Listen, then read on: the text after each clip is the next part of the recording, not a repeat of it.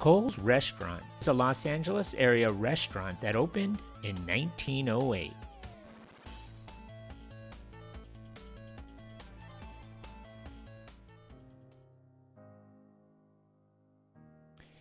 Henry Huntington took over Eli Clark and Moses Sherman's interurban rail line, incorporating the Pacific Electric Railway Company in the fall of 1901.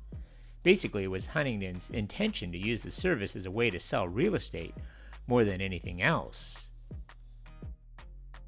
Architect Thornton Fitzhugh was hired to design a massive terminal building at the corner of 6th and Main Streets, which was originally called the Huntington Building.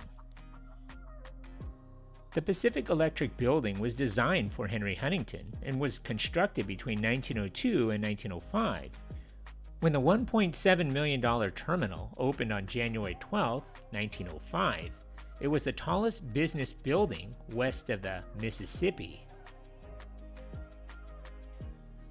It was the main terminal for the Pacific Electric Railway, which eventually became the largest interurban electric railway system in the world. It served as the hub of a network of lines running from Chatsworth in the west to Redlands in the east, and from the top of Mount Lowe in the north to Newport Beach in the south.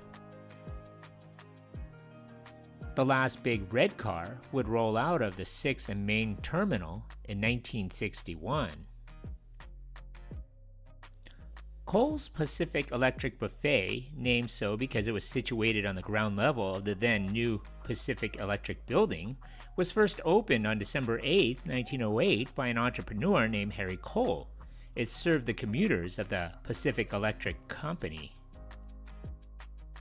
It was during this time that Cole's main chef, a resourceful young man named Jack Garlinghouse, dipped the bread of a roast beef sandwich in a juice sauce in order to soften it for a customer who suffered from sore gums, and thus the French dip sandwich was born. Those sandwiches and the restaurant itself became extremely popular with the hundreds of thousands of commuters who traveled through the Pacific Electric Building terminal each day. Around the same time, another LA area restaurant named Philippe's also laid claim to the exact same feat, and the dispute between the two establishments is almost as old as the sandwich itself. Cole's occupies the bottom floor of the 10-story Pacific Electric Building, the city's tallest skyscraper in the early 1900s, and for years the terminus for the Red Car Trolley Line, which clocked over more than 1,000 miles of track in Southern California. Cole moved into the former headquarters of some horse-drawn streetcars. One of the first things he did was sprinkle sawdust on the floor. It stood one block east of the city's booming financial district.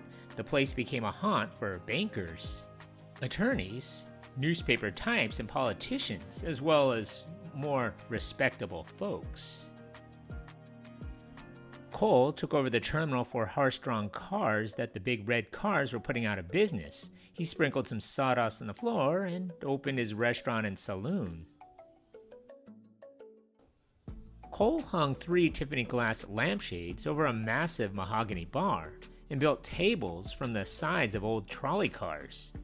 Decades later, behind the bar, signs would be posted: "Avoid sinful enterprises. We do not extend credit to stockbrokers. And ladies, kindly do your soliciting discreetly." At its peak, 100,000 passengers passed through the city's vital transportation hub daily, many of them stopping to partake of Cole's delicious French dips and a pint. Prohibition, which dawned in 1919, was a bit of a problem though. In 1925, Cole hired a bartender, Jimmy Borella, who would work there for 63 years, who told outrageous stories and tossing ice cubes high in the air and catching them in a glass. Even during Prohibition, Borella kept busy, serving bitters for 35 cents a shot and near beer for a dime a glass. He remembers the day he served his first legal beer on April 7, 1933. He sold 58 32-gallon kegs of beer that day. President Roosevelt legalized beer. With or without alcohol, Kohl's became a hangout for stockbrokers, cops, bankers, attorneys, ink-stained wretches, politicians, and prize-fighters. Its regulars included gangster Mickey Cohen, and when he came in from the desert, Walter Scott became known as Death Valley Scotty. The non-drinking Cohen always put a $5 bill in Barella's hands after his usual fruit juice.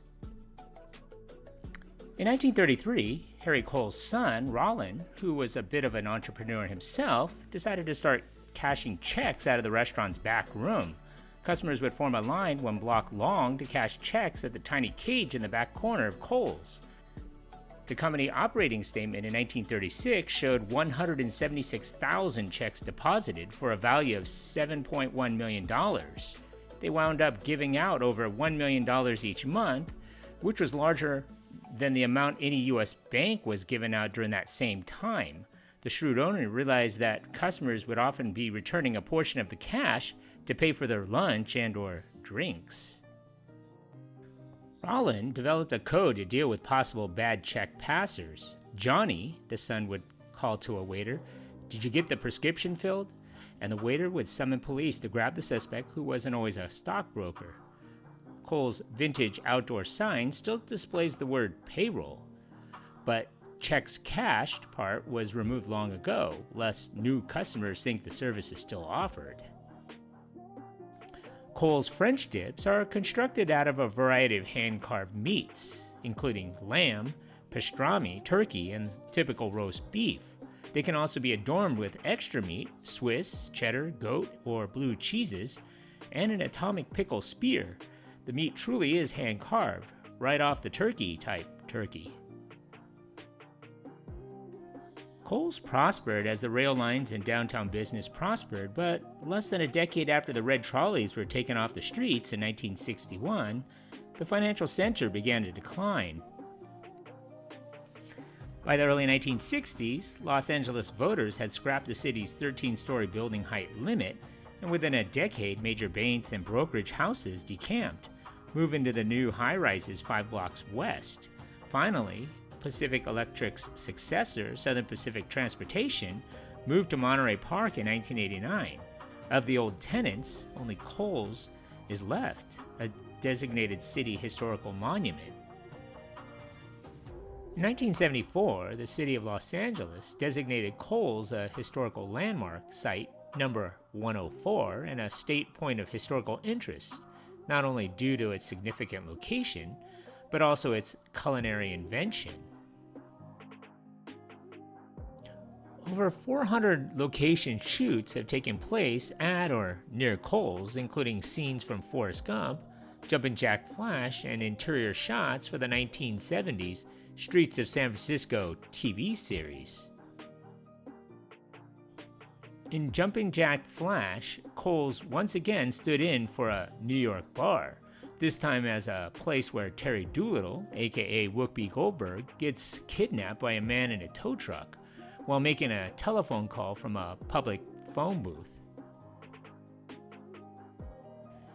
In the 1994 movie Forrest Gump, the New Year's Eve bar scene was filmed at Kohl's. In the 2005 movie In a Lot Like Love, Kohl's stood in for a New York bar where Oliver, played by Ashton Kutcher, and Emily, played by Amanda Peet, make a $50 bet that he won't be a successful married businessman in 6 years' time. In 2007, said Moses 213's Hospitality purchased the restaurant from Giddy and Madi Martin Peheshti. Moses closed the restaurant that year, subsequently beginning a year-long $1.6 million restoration process on the historic restaurant, during which its 40-foot-long mahogany bar, porcelain penny tile, mosaic flooring, and antique Tiffany lamps were all brought back to their original glory. They also removed the non-original sections of the dining room, and the place reopened in December of 2008. They even added a secret bar in what was formerly the Kohl's storage room. That secret bar is named The Varnish. Today, Kohl's is the oldest continuously operating restaurant and saloon in Los Angeles. Customers still form long lines at lunchtime to get a taste. In every corner of Kohl's is an aspect of the city's history is evident. The massive mahogany bar, the Tiffany shades, the old oak tables, and the sawdust on the floor bring back touches of charm of the turn-of-the-century Los Angeles. Some of the tables are actually made from the sides of the old wooden red cars. On display are photographs of the building during its construction and a map of the rail system. One could also see photographs of beauty pageants dating back to the post-World War I period. The customers keep the tradition alive. Some have been regulars for over 40 years.